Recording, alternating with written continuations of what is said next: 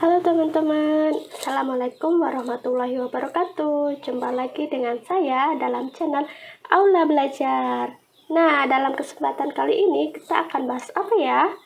Kita akan bahas skill keempat yang kalian butuhkan dalam mengerjakan structure question. Nah, dengan memahami skill ini, diharapkan nantinya kalian akan bisa mendapatkan skor TOEFL lebih dari 550. Oke, jadi jangan kemana-mana, terus pantengin video ini, stay tune. Oke, kita langsung mulai saja ya pembahasan mengenai skill keempat dalam structure question. Nah, skill keempat yang harus kalian kuasai dalam mengerjakan structure question adalah kalian harus hati-hati dengan present participles. Nah, present participles ini sendiri adalah bentuk akhiran ing dari verb kata kerja. Jadi, kalau kata kerja ada akhirannya ing, ini merupakan present participles. Contohnya seperti talking, flying, begitu ya.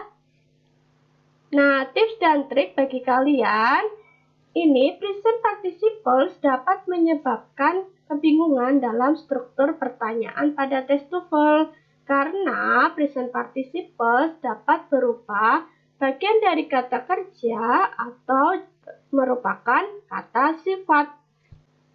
Nah, struktur present participles ini yang pertama, present participles merupakan bagian dari verb atau kata kerja ketika kata tersebut didahului oleh beberapa bentuk kata kerja be. Contohnya kata kerja be ini adalah am, are, is, was, dan juga were. Nah, di sini ada contoh kalimat the man is talking to his friend. Di sini kata is talking ini merupakan verb, di mana talking ini merupakan bagian dari verb ya, dan is adalah be. Jadi, present participle talking ini merupakan verb karena dia didahului oleh be, yaitu is. Selanjutnya, the train is arriving at the station now. Nah, di sini kata is arriving ini merupakan verb, di mana arriving ini merupakan bagian dari verb karena didahului oleh kata kerja be, yaitu is. Ini ya. Jadi, dalam kalimat ini, present participle arriving ini berfungsi sebagai kata kerja karena dia didahului oleh verb be, yaitu is. Nah, struktur kedua dari present participles merupakan kata sifat ketika tidak disertai dengan beberapa bentuk kata kerja be. Contohnya, ada kalimat the man talking to his friend has a beard. Nah, di sini talking berfungsi sebagai kata sifat. Kenapa? Karena sebelum kata talking ini tidak ada verb be. Jadi setelah the man langsung saja talking. Tidak ada the man is talking begitu. Jadi ini langsung the man talking. Jadi talking di sini berfungsi sebagai kata sifat. Nah, untuk kalimat yang ini verbnya adalah has di sini ya. Jadi talking ini merupakan kata sifat bukan verb. Selanjutnya, the train arriving at the station now is an hour late. Nah, di sini arriving ini berfungsi sebagai kata sifat karena sebelum kata arriving ini tidak ada be. Nah, untuk kalimat ini yang jadi verb mana? Yang jadi verb adalah is. Jadi, present participles di sini berfungsi sebagai kata sifat. Nah, selanjutnya soal tes TOEFL ya. Ada kalimat the child bla bla bla playing in the yard is my son.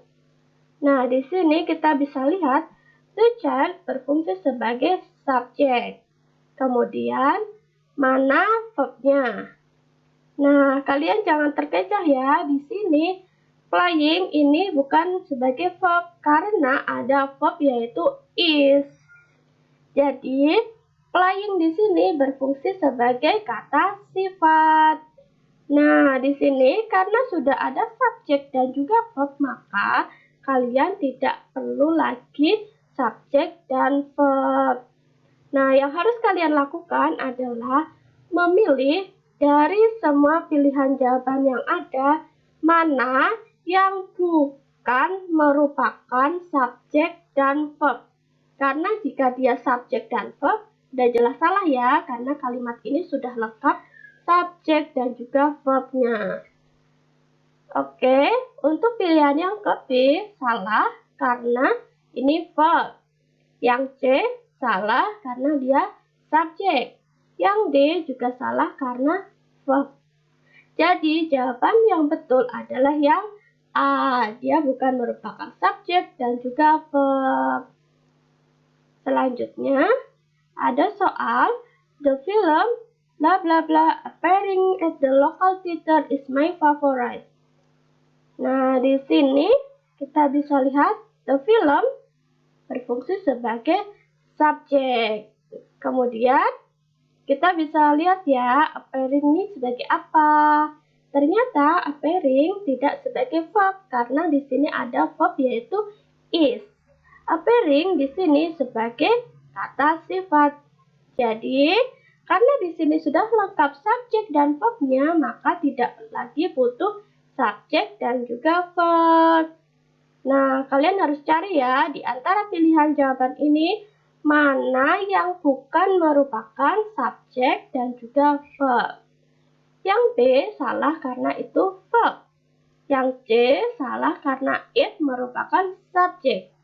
Yang D salah karena was itu merupakan verb. Jadi satu-satunya jawaban yang betul adalah yang A, yaitu no, karena itu bukan subjek dan juga bukan verb.